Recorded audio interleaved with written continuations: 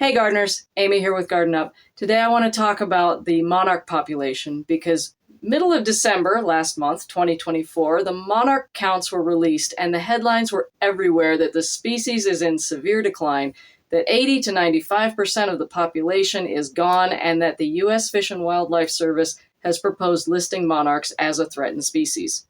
This isn't the first time they've proposed that either. Monarch butterflies are one of nature's most captivating species, and their populations are reported to have declined drastically over the years.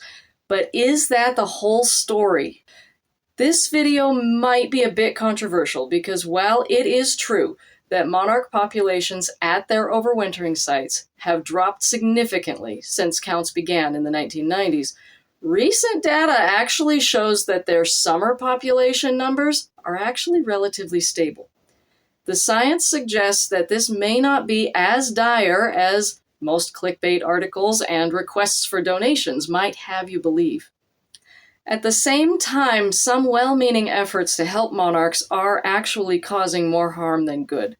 So in this video, we will explore the best ways to support monarchs and why certain practices should be avoided. I do ask that you watch this with an open mind. A lot of this information is brand new to me too, and it's going against everything I thought I knew about the monarch population. As always, all sources will be cited in the description, and please, before starting an argument in the comments, take a moment to do solid research beyond the headlines. Also, watch all the way to the end because I have a special invitation for you if you'd like more information or if you have questions. Please remember to like this video if you've learned something new and subscribe if you haven't already. Before we dive into conservation tips, let's take a closer look at the numbers. Monarch butterfly populations have been monitored in two major regions: the eastern population, which migrates to Mexico, and the western population, which overwinters in California. In the mid-1990s, when monitoring began, eastern monarchs covered over 18 hectares of forest in Mexico, an all-time high. By 2013, this number hit a record low of just 0.67 hectares. But over the last decade, we've seen fluctuations between 2 and 6 hectares, which indicates relative stability, albeit at much lower levels than the 1990s. The western population has seen even steeper declines. In the 1980s, millions of monarchs were overwintering along the California coast. By 2020, the count dropped to fewer than 2,000 butterflies, a shocking near collapse. But in 2021 and 2022, numbers rebounded to over 200,000, thanks in part to favorable conditions and ongoing conservation efforts. But it's the summer counts that are always left out of the news, and that's what I want to fill you in on. This info is new to me too. I recently found a group led by a research scientist who studies monarchs, and he's been trying to combat the rampant misinformation with the actual science as it currently stands. The thing is, monarchs are counted in the summers too, and those counts do have their peaks and valleys, but overall they are relatively stable. There is no downward trend. This does not mean we should become complacent or no longer be concerned about monarchs. We absolutely should keep planting milkweed and other keystone pollinator plants. More on that in a minute. The bottom line is that monarchs are still in trouble, but they're not in trouble in the way that we're being told. It's not the population as a whole that is on the decline. It is their migration, specifically their migration, that is in trouble. I honestly don't fully understand it yet. So if you have questions, you can put them in the comments and I'll tell you more about what I'm going to do with those questions at the end of the video. So while the long-term overwintering trends are concerning, the summer counts suggest some stability, particularly for the eastern monarchs. This highlights the importance of looking at the full picture and avoiding overly alarmist headlines. Now let's discuss how you can make a meaningful impact. Pesticides might be good at controlling weeds and pests, but they're disastrous for our monarch butterflies and other pollinators. Many pesticides, especially neonicotinoids, contaminate nectar and milkweed, essential food sources for monarchs. These chemicals can weaken or even kill non-target insects, including bees and butterflies. By choosing natural gardening methods, you're not just helping monarchs, you're creating a healthier ecosystem for all pollinators and wildlife. It's a simple step with big benefits. Pollinator gardens are a monarch's best friend. Planting native milkweed species like swamp milkweed or butterfly weed gives caterpillars a place to grow. And don't forget nectar-rich flowers like goldenrod and asters, which provide energy for their incredible migration. When you plant a diverse, pesticide-free garden, you're offering monarchs and other pollinators the resources they need to survive and thrive throughout their life cycle.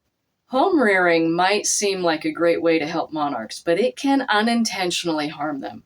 Butterflies raised in captivity often miss out on natural selection, the process that strengthens wild populations.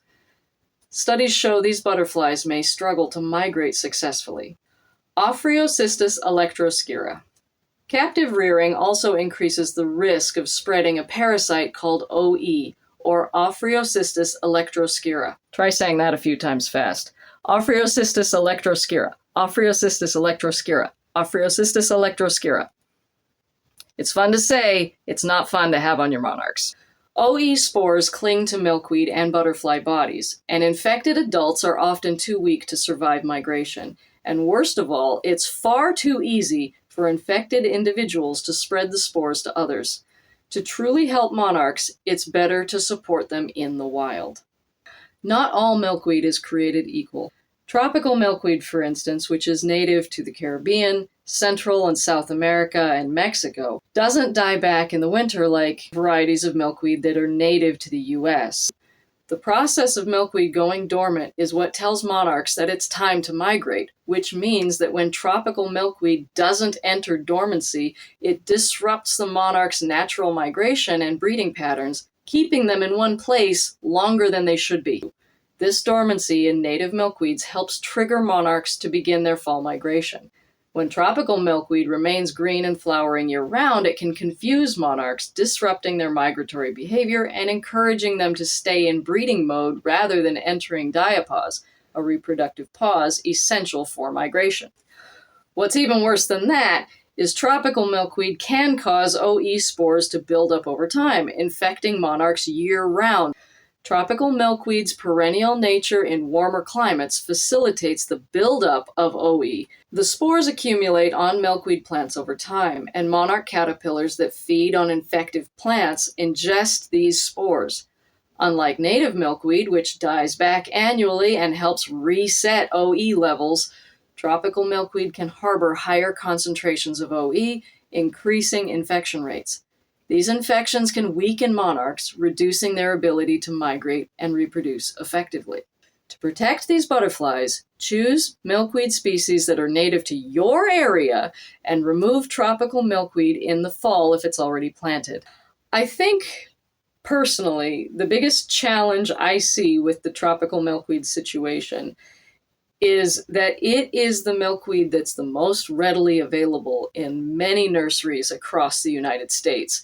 And the reason for that is because its seeds are the easiest to germinate.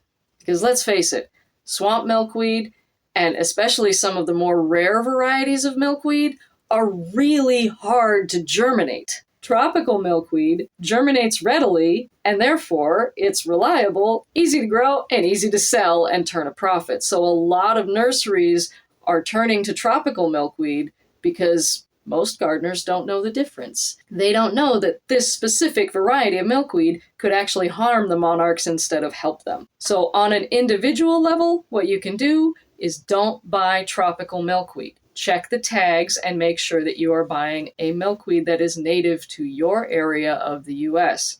What you can do on a bigger level is put pressure on the nurseries to not sell it, or even put pressure on your local governments to ban it. Here's how you can make the biggest difference. Avoid using pesticides in your garden. Plant native milkweed and nectar flowers for all pollinators, not just monarchs. And support conservation groups working to protect monarch habitats. I am going to put in a little caveat that supporting conservation groups may be easier said than done, simply because vetting which ones are actually doing a good job can be pretty challenging. Together, we can help ensure that monarchs continue to grace our gardens and skies for generations to come. Thanks for watching, and let's get planting. I said I have a special invitation for you if you'd like more information or if you have questions, and here it is. The more I researched this topic, the less I felt qualified to even talk about it. So I reached out to a real scientist who actually studies monarchs and asked him for an interview. Mark your calendars for Wednesday, January 15th, 8:30 a.m. Pacific Time and 11:30 a.m. Eastern Time. The location will be right here on my channel. His name is Andy Davis, and he is an assistant research scientist at the University of Georgia. He operates a Facebook page called The Thoughtful Monarch and has been shouting from the rooftops about the errors in the headlines for years. So have your questions ready because you'll be able to ask them. Thanks for watching. Please remember to like this video if you learned something new and subscribe if you haven't already. Normally, this is where I suggest you leave a comment down below if you have questions, but on this new side to the science of monarchs, I may not be able to answer them.